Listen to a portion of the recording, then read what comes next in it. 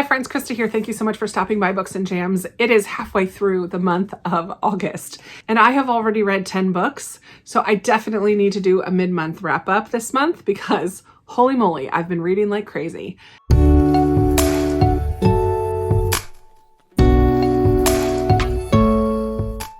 I have some fabulous books here to talk with you about. I've been making progress on a couple goals. So let's just jump right into the books. In my July wrap up, I did mention that I was halfway through The Other Bennett Sister by Janice Hadlow. I was doing this with a group of my patrons and I absolutely loved this book.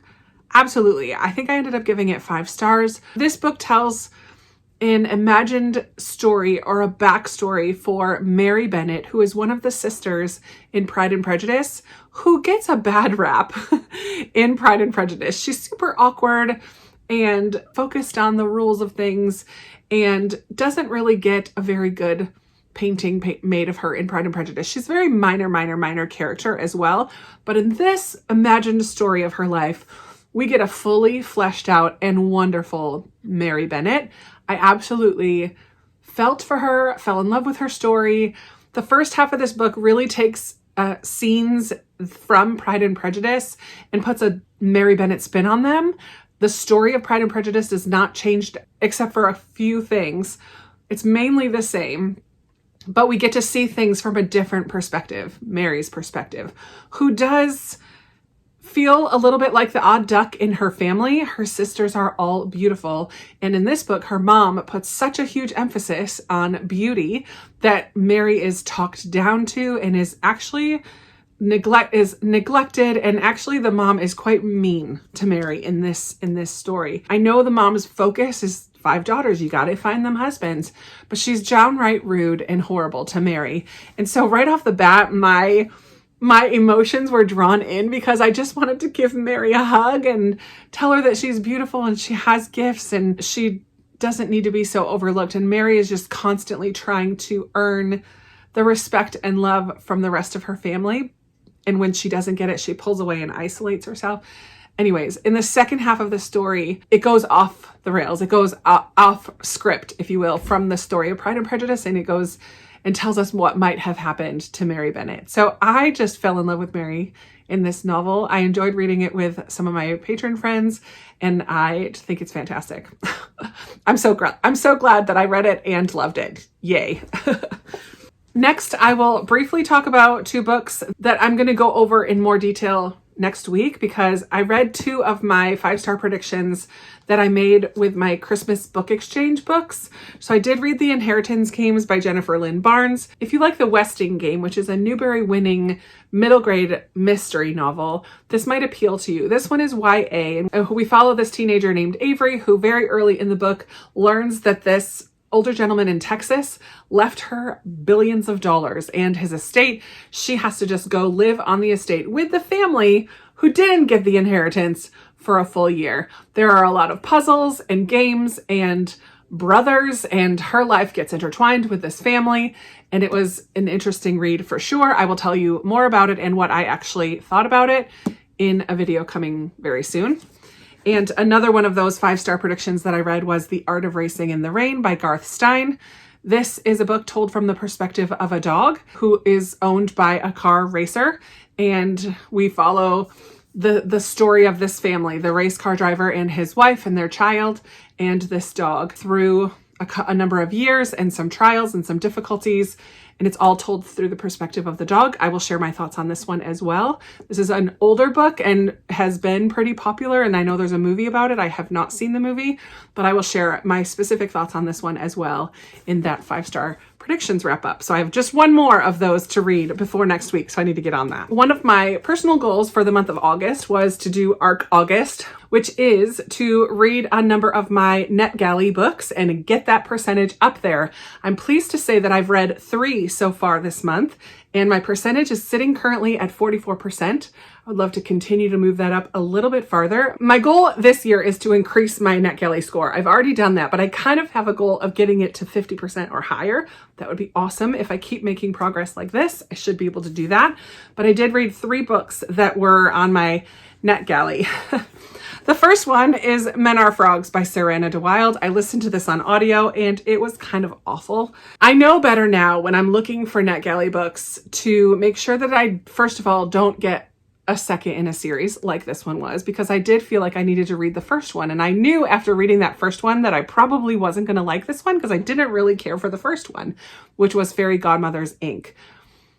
And I was right. I did not care for this one. This one takes place in this fictional town called Ever After, which is in the Midwest, Indiana maybe. There is this company, Fairy Godmothers, Inc., which is run by real fairy godmothers. And in this town of Ever After, there is magic. There are also people who don't have magic, but you meet a whole bunch of fairy tale characters. Little Red Riding Hood is there with the granny.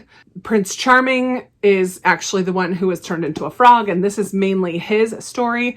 This is a Princess and the Frog retelling. I go into this expecting it to be cutesy and light and fun, and it is all of those things, almost bordering on silly.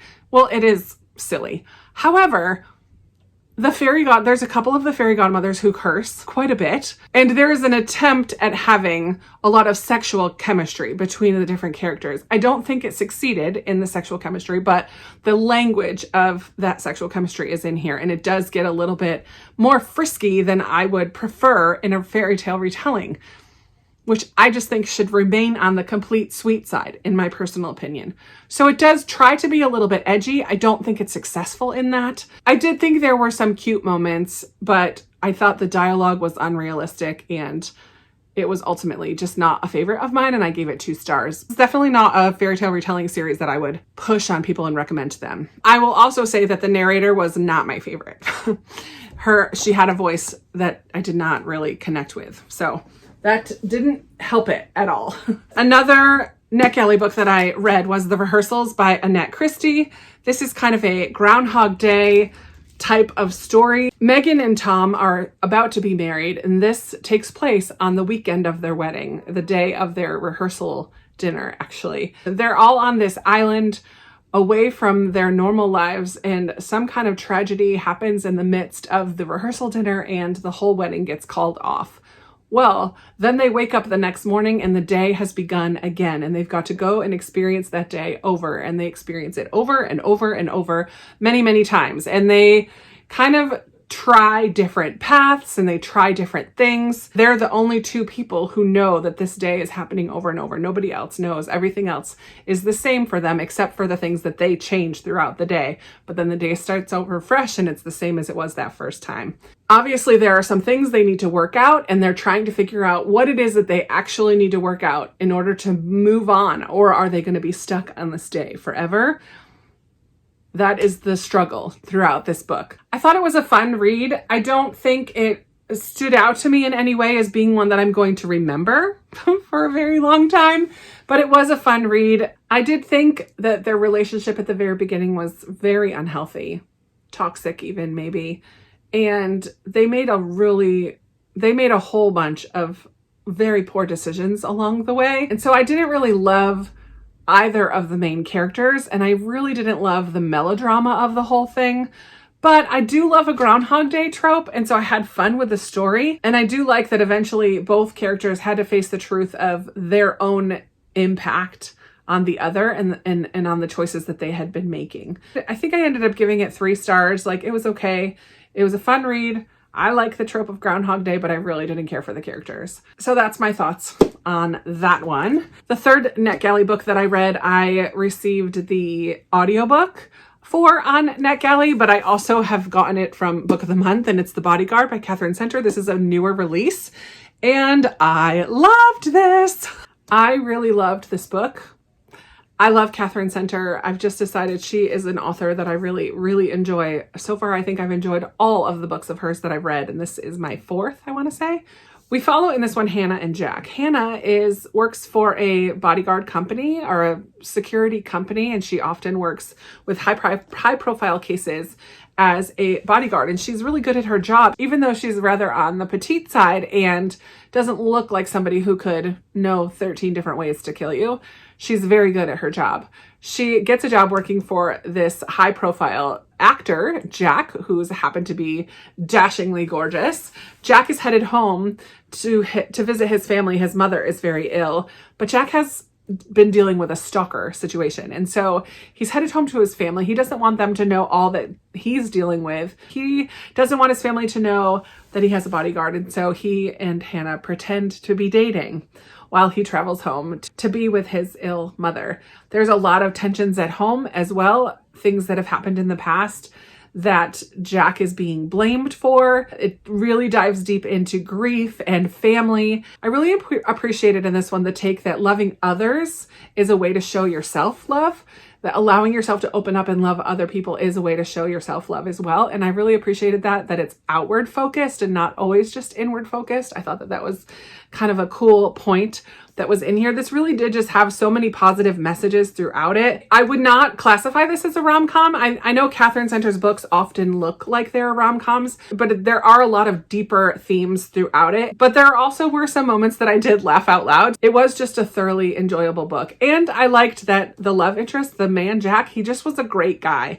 He loved his family. He was willing to sacrifice himself for different situations. Like, he was willing to put other people ahead of himself. And I just really liked some of the values and qualities that he displayed in this throughout this story.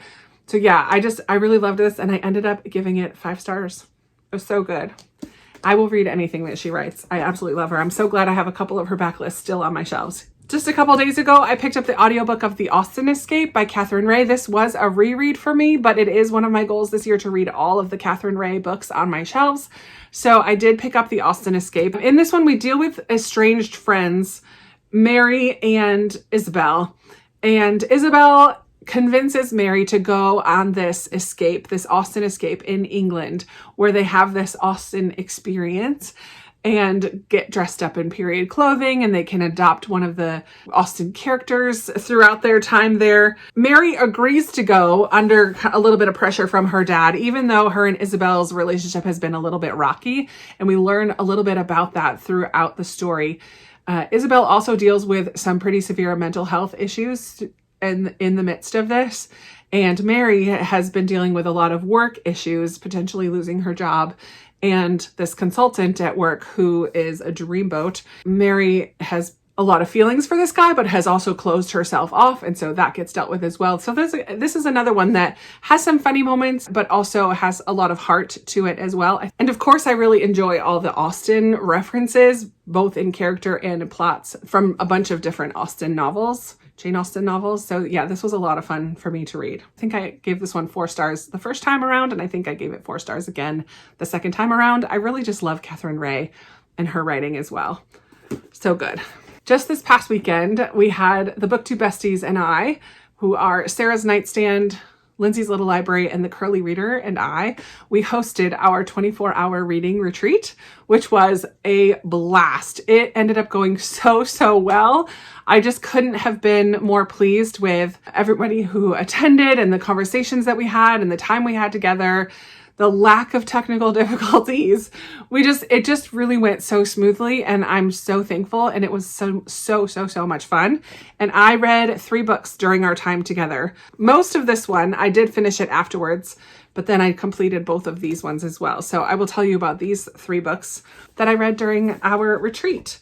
So the first one is a graphic novel, Be Prepared, by Vera Broskal. In this one, we follow this young girl, Vera, who really is having a hard time fitting in at school.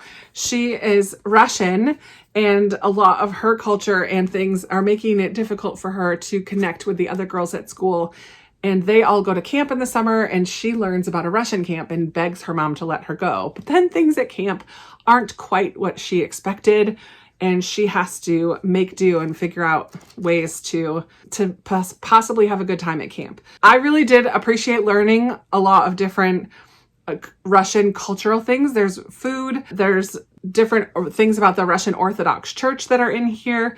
And I thought this was an adorable story. I grew up going to camp, so I could relate a lot to the camp side of things, but I just thought that this was fun. It's all in this like camo green coloring. I think the art is fabulous. I really like her style of drawing characters and people, and I just thought that this was a fun read. I ended up giving it 4 stars. I did read a book of poetry this month, Felicity by Mary Oliver. I've been wanting to try Mary Oliver for quite a while. I keep hearing her praised from different people, both on BookTube and other places. And I'm not a huge poetry reader. This may be the first time I'm ever talking about a book of poetry on my channel, but I thoroughly enjoyed this little tiny book of poems. It is a quick read. I just thought these poems were so lovely. There were some lines in there, and often I would stop and read them again to just kind of soak it in a little bit more. But this is a series of poems about life and beauty and love in particular. She has a love for trees, which I do as well. There were some lines that I thought were really beautiful. It made me happy to be reading these poems. And so I'm going to give it 5 stars. I was talking in our retreat about how do you rate a book of poetry? And it does have to be, I think, about how you feel about it. I did take some literary criticism classes way back in college, but I am not here to critique or tear apart or dive deep into these poems. I was just going to read them and see how I feel about them. And I definitely would like to read more specifically from Mary Oliver, maybe from some other poets as well. But I do feel like her poetry was very accessible and understandable, and also very beautiful and heartwarming. Like it just made me feel happy when reading it. And that's appropriate since it's named Felicity. So 5 stars for that little book of poetry. And finally, I should have switched the order of these last 2 because I have another 2-star read to end out this mid-month wrap up. And that's Mr. Malcolm's List by Suzanne Elaine. I wanted to read this because it is made into a movie. And I do think that this is one where the movie is going to be better than the book. It's got to be because the book isn't that great in my opinion. I did pick this up because I was looking at the bingo boards that I'm trying to finish this summer. And one of the spaces on the book list bingo board, Sarah and Lindsay's board, is a word book or list in the title. And I'm like, oh, I have this checked out from the library right now. This is perfect. It's light and fun. And it should be a perfect read for this 24-hour reading retreat. And it was light. It was fun. The story is enjoyable. However, the dialogue, not great. Very simplistic. My biggest problem with this is that it was so disjointed and choppy. Some of the characters would be a certain way, and then I would turn the page and they would be sobbing and regretful of their behavior. I'm like, wait a minute, what caused that? Why did they all of a sudden feel like there was no build up to the immediate change in some of the characters in here? And they've been built up to be a certain way, and then they're just not that way anymore. And oh, please forgive me, I should not have done that. I'm like, wait a minute. Why do you want to change now? There just was no real flow to this. I did not believe the love story. The main character comes to London and stays with her old school friend, refers to her as friend over and over and over, even though this other girl never treats her like a friend. And she knows it. She's sarcastic, but it's not subtle sarcasm at all. Like she's sarcastic, and then the print would say, she said sarcastically or something. It didn't leave anything up to my imagination. Everything was written out for me. I was told how they felt. I was told everything. I wasn't really shown, and it didn't have a good flow to it. Should I give it 1 star instead of 2? I'm giving it 2. I did think the story was fun. The storyline had a lot of potential. The plot had a lot of potential. It just wasn't good, and I cannot recommend it. I would love to know if anyone has seen the movie. Is the movie bad? Because this book kind of was bad. I'm giving it 2 stars, which means, according to Goodreads, it's okay. It's okay. I completed it. I read it. It was silly. Like, it had me laughing, but not because there was humor in the book, but because it was just, I'm sorry, not that great. I'm very curious why this was chosen to become a movie. I'm curious. So here are the 10 books that I have completed so far in the month of August. I would love to hear your thoughts if you've read any of these. What did you think about them? Did you agree with me on any of them? Have any of you been working on your ARCs, your NetGalley books this month, along with me for ARC August? My non-official readathon that I'm doing. I would be thrilled if I could do 3 more in the second half of the month. I would be thrilled. That would be 6 books off of my NetGalley. That'd be awesome. Even 2 more, I'd be happy with. We'll see. But that is going to be it for me today. I would love to chat with you about these books or anything else you want to talk about. I always love talking with you down in the comments. Thank you so much for watching and spending some time with me today. I know this was a little bit of a longer one because I've read quite a bit already this month, but I'm okay with that. If you are, thanks for hanging out with me, and I can't wait to talk with you in another video very soon. Bye.